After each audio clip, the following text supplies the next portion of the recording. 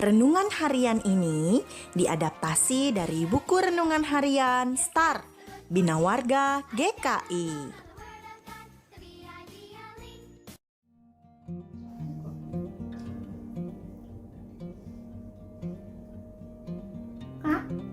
Kak, aku mau tanya, Ya, seberapa besar sih banjir yang terjadi waktu Tuhan menyuruh Nabi Nuh membuat bahtera? wah, besar sekali banjirnya. Dalam Alkitab disebut sebagai air bah. Air ini menutupi seluruh permukaan bumi, sehingga seluruh makhluk hidup yang tidak berada dalam bahtera pasti tidak selamat. Mereka binasa semua, baik manusia maupun binatang darat dan udara.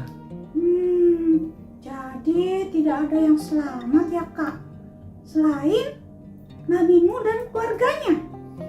Iya, Ashley. Kamu tahu gak kenapa Tuhan menurunkan air bah pada waktu itu?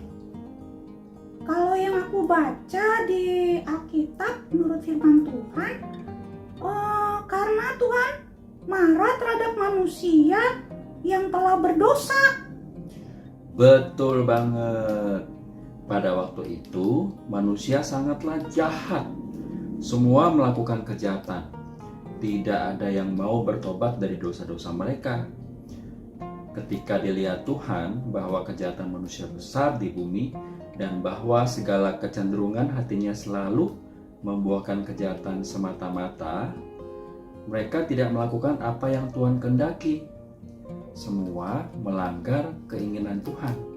Hidup sesuai apa yang menurut mereka benar, bukan menurut apa yang benar di mata Tuhan. Iya Kak, tetapi kenapa Nabi Nuh tidak binasa?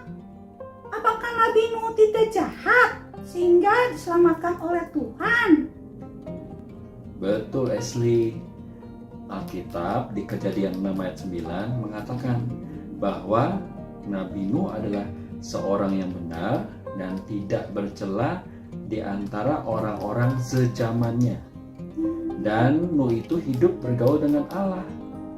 Jadi, sungguh hanya Nuh yang tidak ikut melakukan dosa dan kejahatan pada waktu itu.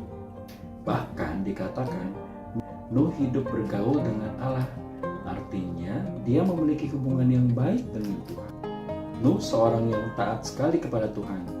Pada waktu Tuhan memerintahkan untuk membuat bahtera, Nuh langsung melakukan tanpa ragu-ragu sama sekali. Iya.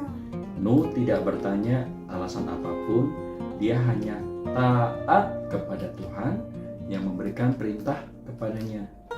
Mungkin nggak ya Kak, kita bisa bertahan mengikuti perintah Allah di mana orang lain tidak mau mengikuti perintah Allah. Memang merupakan hal yang tidak mudah ya. Kita bisa terus setia dan taat dalam lingkungan yang tidak mematuhi perintah Tuhan. Karena itu, kita harus meminta pertolongan Tuhan agar Tuhan menolong, menguatkan, dan memampukan kita mengatasi segala godaan, dan agar selalu setia dan taat kepada Tuhan. Juga kita harus rajin membaca Alkitab, Ya. mendengarkan cerita Alkitab oleh guru sekolah minggu dengan baik, Iya. rajin menonton lilin kecil agar kita selalu mengingat firman Tuhan, kehendak Tuhan, dan kita semakin dikuatkan oleh Tuhan. Jadi Ashley, kamu kalau di sekolah nih bisa seperti Nabi Nuh ya.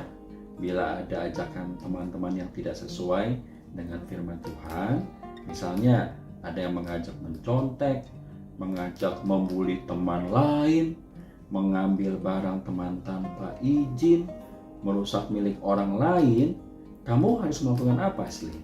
Wah, kalau ada teman-teman aku yang ngajak aku berbuat tidak baik atau nakal yang tidak sesuai dengan firman Tuhan, aku pasti tolak Kak. Aku nggak mau membuat Tuhan jadi sedih karena aku nakal. Aku ingin jadi murid yang taat kepada Tuhan sehingga Tuhan senang. Pinter. Gitu dong anak Tuhan yang setia dan taat. Nah sekarang Ashley doa ya, minta pertolongan dari Tuhan. Oke Kak, mari kita berdoa. Tuhan, ajar aku untuk selalu setia dan taat kepada Tuhan. Tolong kuatkan aku Tuhan untuk melakukan apa yang Tuhan kehendaki, mampu menolak godaan dan ajakkan untuk berbuat yang tidak baik.